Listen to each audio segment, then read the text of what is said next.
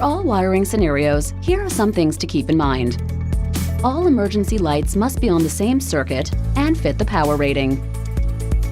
Use either 120 or 277 volt lines.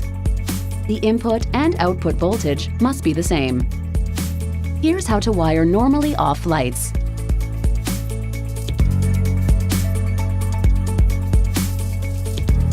Wire the electrical panel to the unswitched input on the Mini Inverter. Wire the Mini Inverter to the emergency lighting load.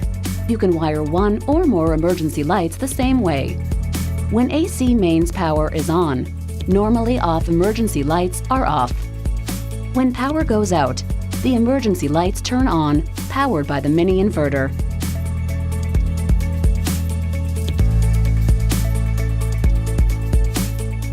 For more information about Mini Inverter electrical designs, contact technical support.